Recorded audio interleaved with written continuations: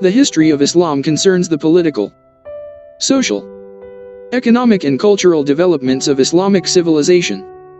Most historians believe that Islam originated in Mecca and Medina at the start of the 7th century CE. Muslims regard Islam as a return to the original faith of the prophets, such as Adam, Noah, Abraham, Moses, David, Solomon and Jesus, and, with the submission, Islam, to the will of God.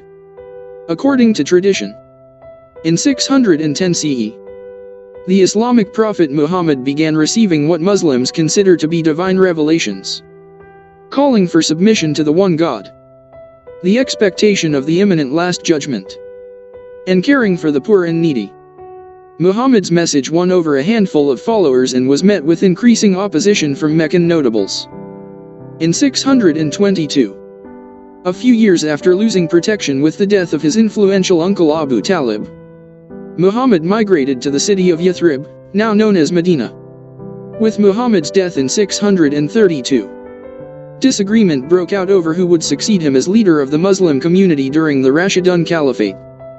By the 8th century, the Umayyad Caliphate extended from Iberia in the west to the Indus River in the east. Polities such as those ruled by the Umayyads and Abbasid Caliphate, in the Middle East and later in Spain and southern Italy. Fatimids, Seljuks, Ayyubids and Mamluks were among the most influential powers in the world. Highly Persianized empires built by the Samanids, Ghaznavids, Ghurids made significant developments. The Islamic Golden Age gave rise to many centers of culture and science and produced notable polymaths, astronomers, mathematicians, physicians and philosophers during the Middle Ages. By the early 13th century, the Delhi Sultanate conquered the northern Indian subcontinent, while Turkic dynasties like the Sultanate of Rum and Artukids conquered much of Anatolia from the Byzantine Empire throughout the 11th and 12th centuries. In the 13th and 14th centuries, destructive Mongol invasions and those of Tamerlane, Timur, from the east, along with the loss of population in the Black Death, greatly weakened the traditional centers of the Muslim world, stretching from Persia to Egypt, but saw the emergence of the Timurid Renaissance and major global economic powers such as West Africa's Mali Empire and South Asia's Bengal Sultanate. Following the deportation and enslavement of the Muslim Moors from the Emirate of Sicily and other Italian territories, the Islamic Spain was gradually conquered by Christian forces during the Reconquista. Nonetheless, in the early modern period, the states of the age of the Islamic gunpowders, the Ottoman Turkey, Safavid Iran and Mughal India emerged as great world powers. During the 19th and early 20th centuries, most of the Islamic world fell under the influence or direct control of European great powers. Their efforts to win independence and build modern nation-states over the course of the last 2 centuries continue to reverberate to the present day, as well as fuel conflict zones in regions such as Palestine, Kashmir, Xinjiang, Chechnya, Central Africa, Bosnia and Myanmar. The oil boom stabilized the Arab states of the Gulf Cooperation Council, making them the world's largest oil producers and exporters, which focus on free trade and tourism.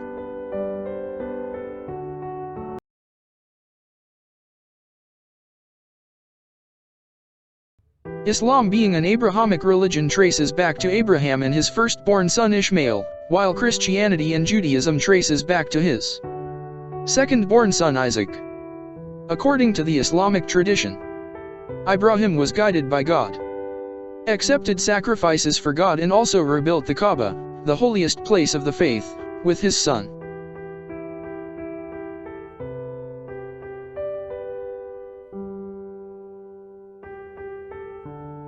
Islam starts in about the 7th century CE, when Muhammad revealed that God is one and that he is a prophet.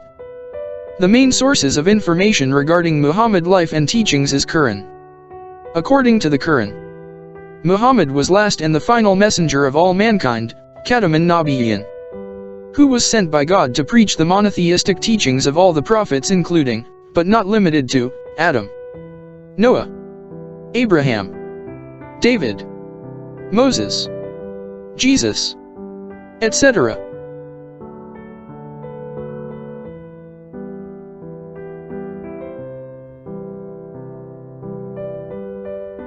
The following timeline can serve as a rough visual guide to the most important polities in the Islamic world prior to the First World War.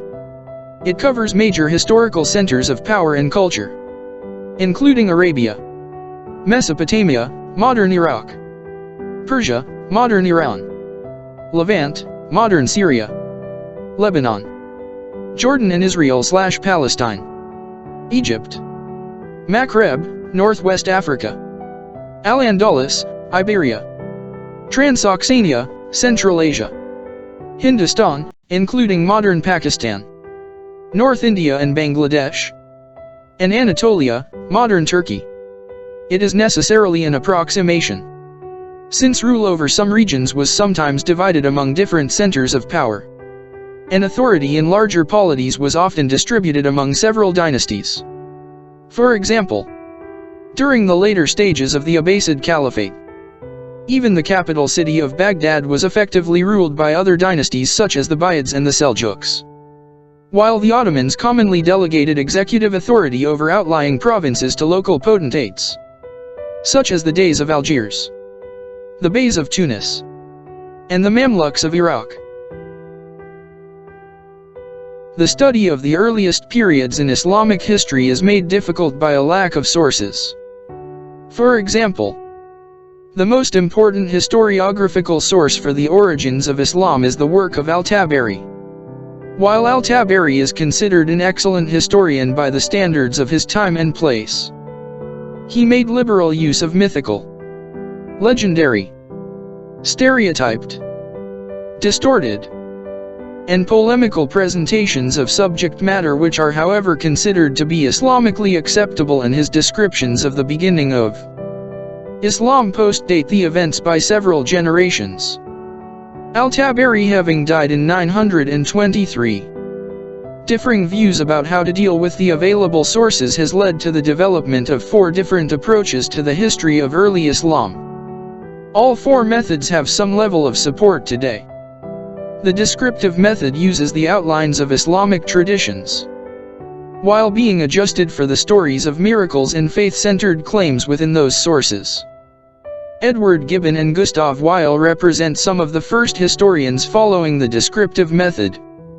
On the source-critical method, a comparison of all the sources is sought in order to identify which informants to the sources are weak and thereby distinguish spurious material. The work of William Montgomery Watt and that of Wilfred Madelung are 2 source-critical examples. On the tradition-critical method, the sources are believed to be based on oral traditions with unclear origins and transmission history, and so are treated very cautiously. Ignaz Goldziher was the pioneer of the tradition-critical method, and Yuri Rubin gives a contemporary example. The skeptical method doubts nearly all of the material in the traditional sources, regarding any possible historical core as too difficult to decipher from distorted and fabricated material. An early example of the skeptical method was the work of John Wansbrough. Nowadays, the popularity of the different methods employed varies on the scope of the works under consideration. For overview treatments of the history of early Islam, the descriptive approach is more popular. For scholars who look at the beginnings of Islam in depth, the source-critical and tradition-critical methods are more often followed. After the 8th century, the quality of sources improves. Those sources which treated earlier times with a large temporal and cultural gap now begin to give accounts which are more contemporaneous.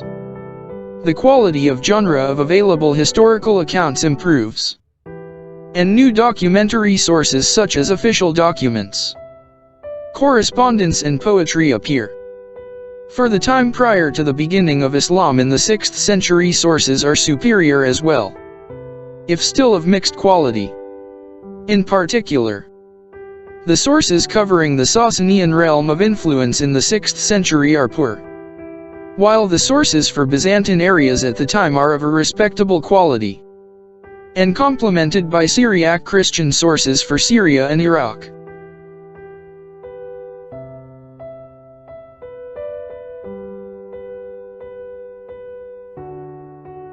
Beginning in the 8th century, the Iberian Christian kingdoms had begun the Reconquista aimed at retaking Al-Andalus from the Moors. In 1095, Pope Urban II, inspired by the conquests in Spain by Christian forces and implored by the Eastern Roman Emperor to help defend Christianity in the East, called for the First Crusade from Western Europe, which captured Edessa, Antioch, County of Tripoli and Jerusalem. In the early period of the Crusades, the Christian Kingdom of Jerusalem emerged and for a time controlled Jerusalem. The Kingdom of Jerusalem and other smaller Crusader kingdoms over the next 90 years formed part of the complicated politics of the Levant, but did not threaten the Islamic Caliphate nor other powers in the region. After Shirkuh ended Fatimid rule in 1169, uniting it with Syria, the Crusader kingdoms were faced with a threat, and his nephew Saladin reconquered most of the area in 1187, leaving the Crusaders holding a few ports. In the Third Crusade, armies from Europe failed to recapture Jerusalem, though Crusader states lingered for several decades, and other crusades followed. The Christian Reconquista continued in Al-Andalus, and was eventually completed with the fall of Granada in 1492. During the low period of the Crusades, the Fourth Crusade was diverted from the Levant and instead took Constantinople, leaving the Eastern Roman Empire, now the Byzantine Empire, further weakened in their long struggle against the Turkish peoples to the east. However, the Crusaders did manage to damage Islamic caliphates, according to William of Malmesbury, preventing them from further expansion into Christendom and being targets of the Mamluks and the Mongols.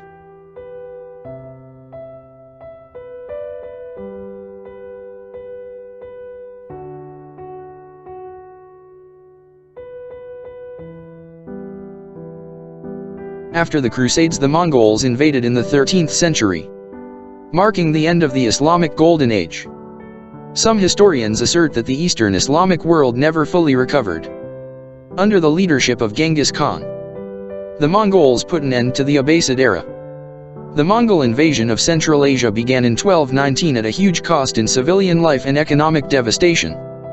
The Mongols spread throughout Central Asia and Persia.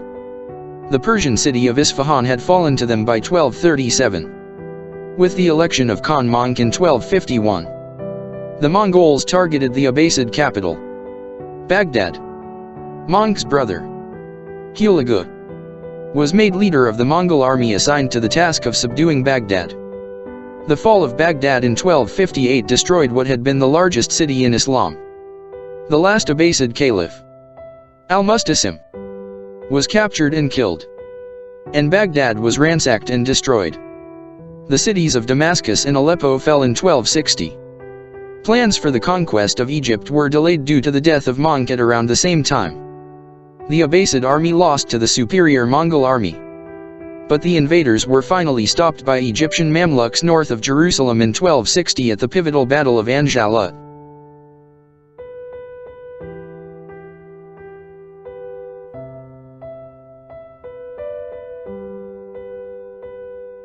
The Arabs, under the command of the Berber general Tariq ibn Ziyad, first began their conquest of southern Spain or Al-Andalus in 711. A raiding party led by Tariq was sent to intervene in a civil war in the Visigothic kingdom in Hispania, crossing the Strait of Gibraltar, named after the general. It won a decisive victory in the summer of 711 when the Visigothic king Roderick was defeated and killed on July 19 at the Battle of Guadalete. Tariq's commander, Musa bin Nasser, crossed with substantial reinforcements, and by 718 the Muslims dominated most of the peninsula. Some later Arabic and Christian sources present an earlier raid by a certain Rif in 710 and also the Ad Sebastianum recension of the Chronicle of Alfonso III refers to an Arab attack incited by Erwig during the reign of Wamba, 672–80. The two large armies may have been in the south for a year before the decisive battle was fought. The rulers of Al-Andalus were granted the rank of Emir by the Umayyad Caliph Al-Walid I in Damascus, after the Abbasids came to power. Some Umayyads fled to Muslim Spain to establish themselves there. By the end of the 10th century, the ruler Abd al-Rahman III took over the title of Caliph of Córdoba, 912 to 961. Soon after, the Umayyads went on developing a strengthened state with its capital as Córdoba. Al-Hakam II succeeded to the caliphate after the death of his father Abd al-Rahman III in 961.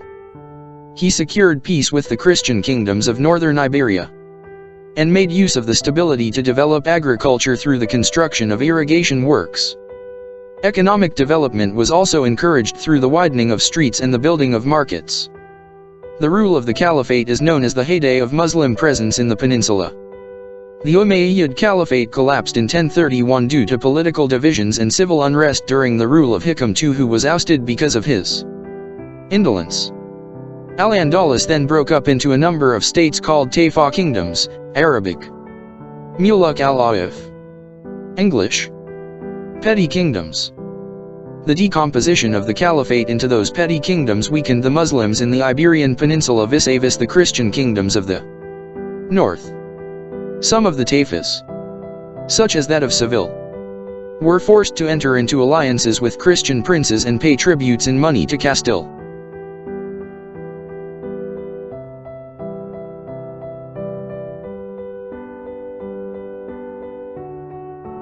The Umayyad conquest of North Africa continued the century of rapid Muslim military expansion following the death of Muhammad in 632. By 640 the Arabs controlled Mesopotamia, had invaded Armenia, and were concluding their conquest of Byzantine Syria. Damascus was the seat of the Umayyad Caliphate. By the end of 641 all of Egypt was in Arab hands. A subsequent attempt to conquer the Nubian kingdom of Makuria was however repelled.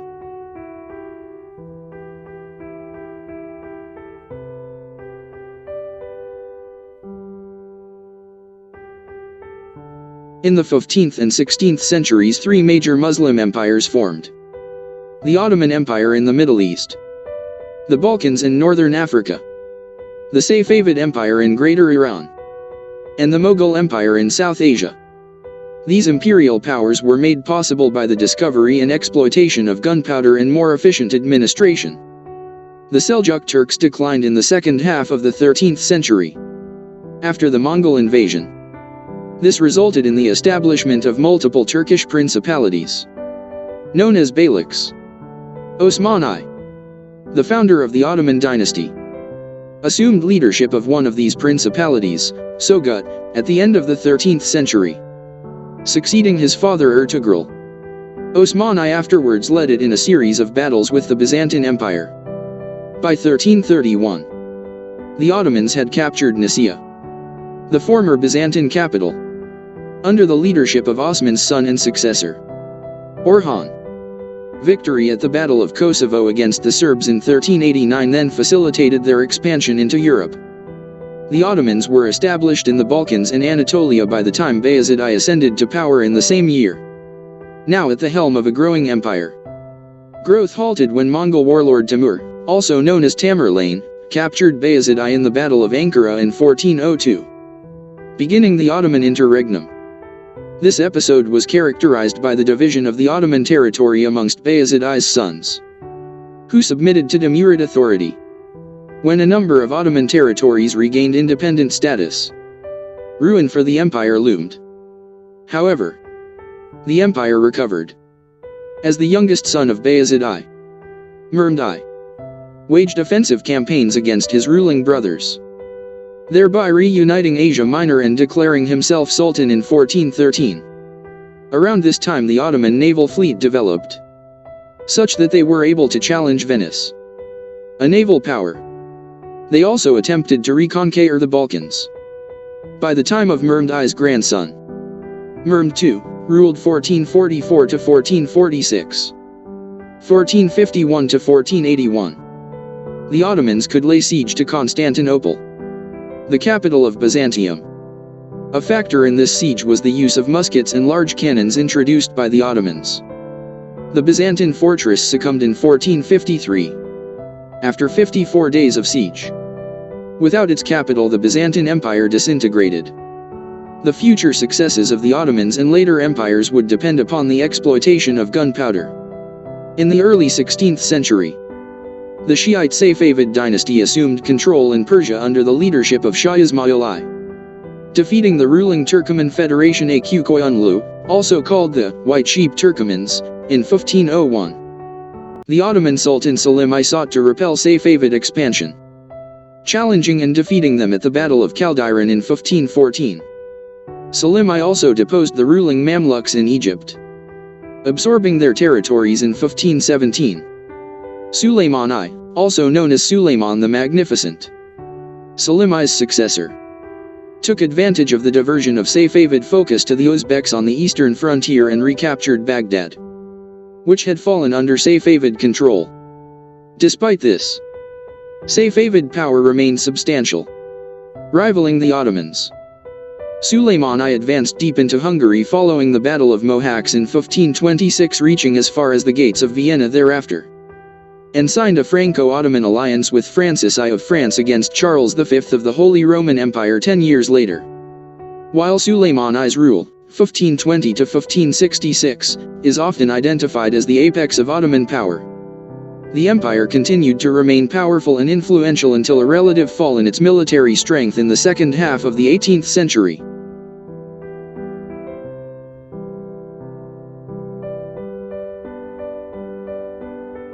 The modern age brought technological and organizational changes to Europe while the Islamic region continued the patterns of earlier centuries. The European great powers globalized economically and colonized much of the region.